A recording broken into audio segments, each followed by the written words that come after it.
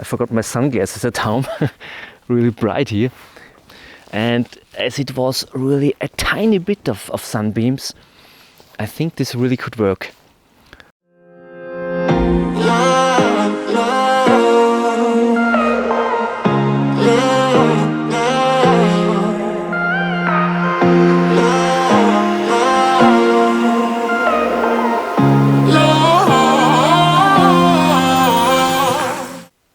It goes already away. The reds go already down, but I anyway will expose, because everything changes. Also the fog back there changes, the clouds change, and there are also reds what we can't see with our eyes up there, and what you can bring out then afterwards with Lightroom. I don't add any red, I only bring out what is captured with my raw file. So it's really important to work with raw files, not with JPEGs, that you really get out more of your photos then. I changed to a horizontal format meanwhile, because I think I don't need so much sky up there, and I wanted to get better more of the lines of the reflections to lead us back there. I'm really happy. This was phase 2 now. So, and while I stood here now for around 2 hours, I think, that could be around 2 hours, I had an additional idea. I'm not 100% sure, but I think that the sun will come up at this gap, at this triangle between these two mountains there. The sun should come up there, but this will take around 2 hours from now. With winter, the sun doesn't come all too high in this time of the year, and I think I will do a second composition. I have to build up it. I didn't think about before. The only problem is we have clouds in the moment. This is great, but they will resolve. So we have blue sky then, and this is not the best thing for this kind of photograph, because it is dead space, and that space is something what brings you out from the picture, and this is not good. But I will think about if I have any solution to do this, and I will also have a look at the satellite maps then, if maybe there are anyway clouds, although they are not predicted over the weather maps. But not from here. I will go a little bit here now, and I think more from that direction back there. I have a rough idea at the moment. We will see. Let's try.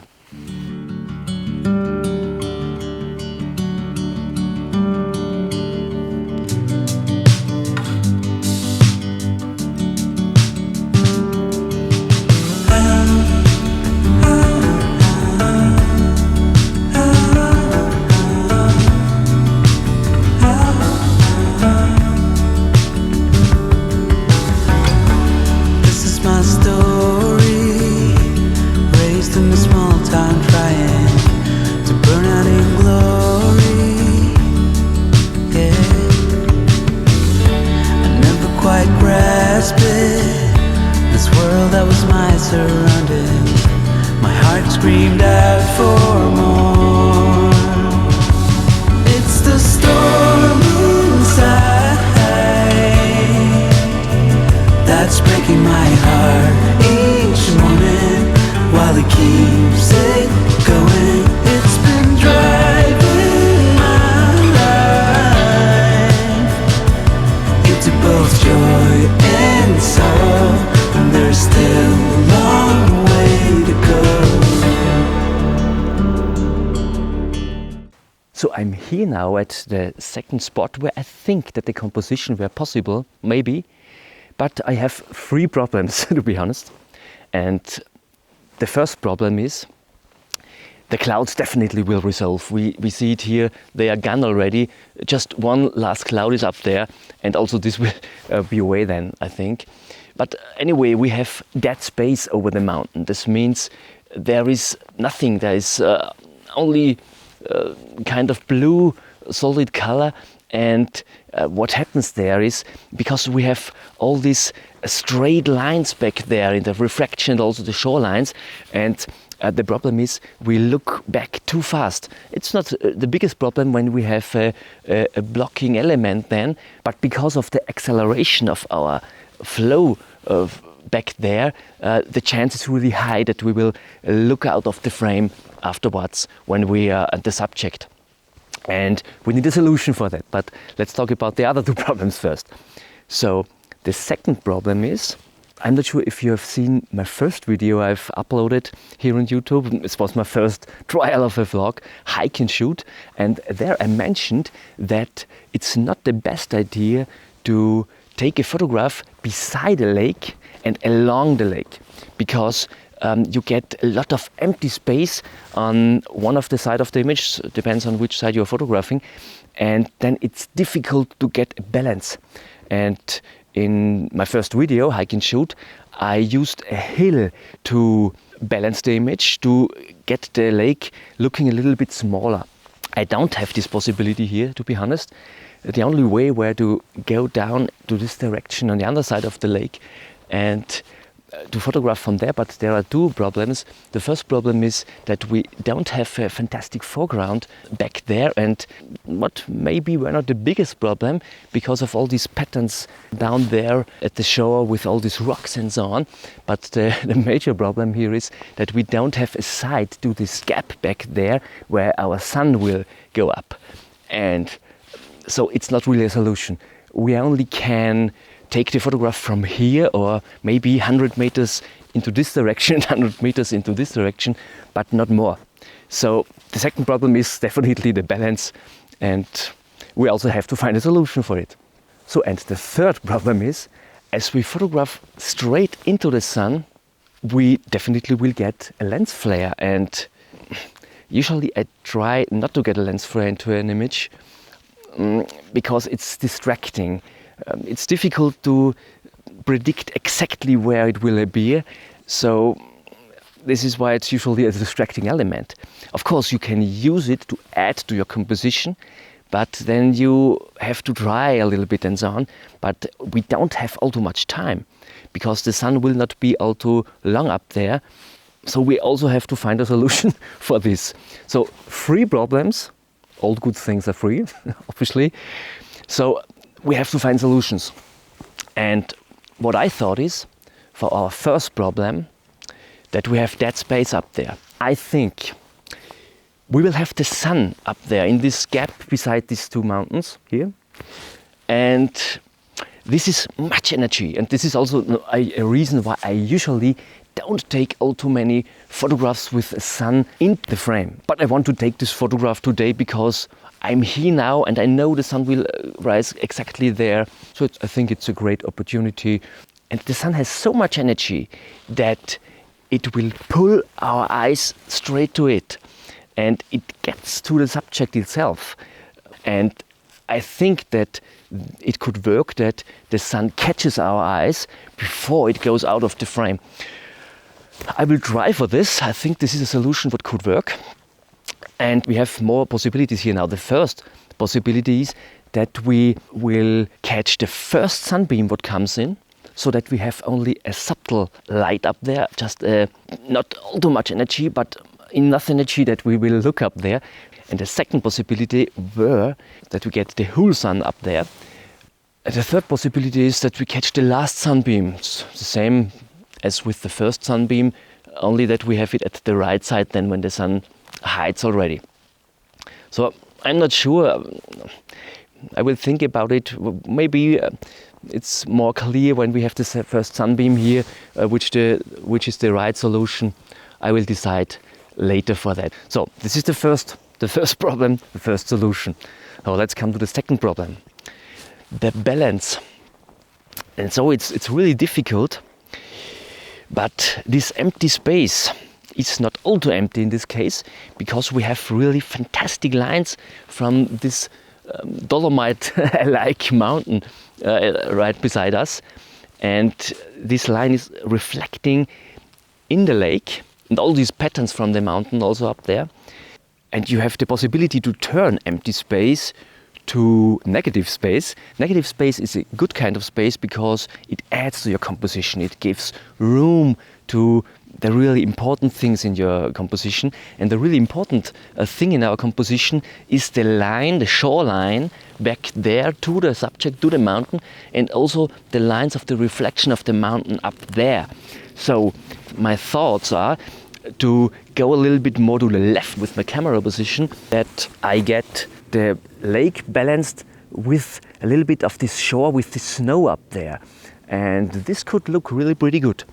So yes, the water will run out of the frame. So if you will hang up on your wall, be careful with the floor of your living room. But I think this will work with the balance of the shore. So we have a solution for the second problem, hopefully. And now we have the third problem. It's the lens flare. And we don't have all too much time when the first sunbeam comes through. This is a thing of a few seconds. It comes and it gets too strong then. So you have really to catch the first sunbeam. It's absolutely difficult, and in so many times I fail with this. I'm too late because it's really difficult. The last sunbeam is not so difficult then because you can see how the sun moves. So we'll take an exposure then, and I will have a look how the lens flare will look. And then I will take a second exposure where I put my finger into into the frame over the sun. And when I'm not happy with the flare, I could blend these two images then afterwards with Photoshop. We will see. I'm not 100% sure what I will do then. So, 3 problems, 3 planned solutions.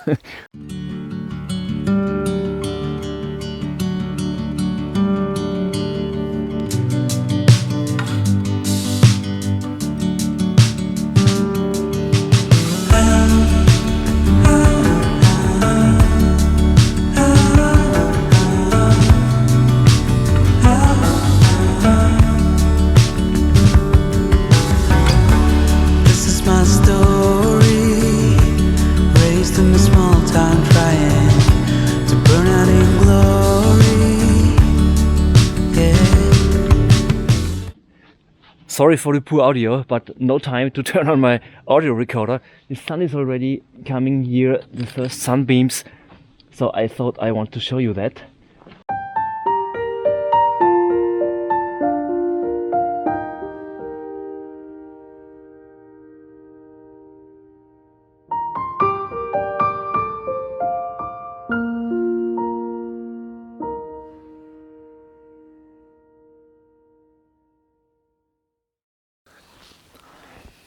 So I think I'm happy with the first sunbeams I've caught. I forgot my sunglasses at home, really bright here. And I don't have really lens flare in. I put my lens hood on, and as it was really a tiny bit of sunbeams, I think this really could work. So I will not wait for the last sunbeams because I think the sun will be too high up at the right mountains then. I'm really happy with this picture.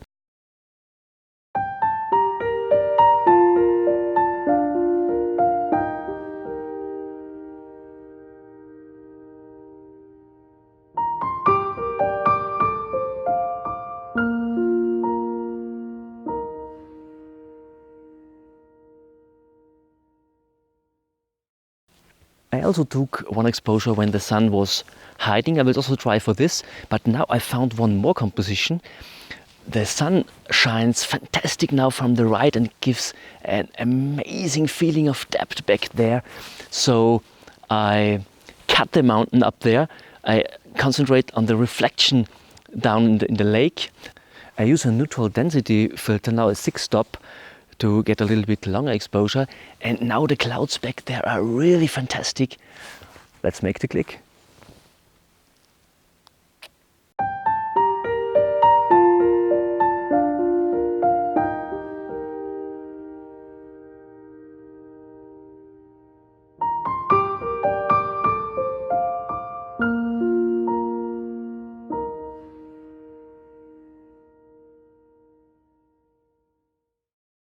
So it was really a fantastic day out here today, photographing a fantastic sunrise with red sky and sunbeams and all these things. I really enjoyed this. I hope you also enjoyed this video. If yes, please give it a thumbs up and subscribe to my channel if you didn't have already. Share this video with your friends on Instagram, Facebook, whatever. I was really happy about. So thank you so much for watching. See you next time. Thank you. Bye.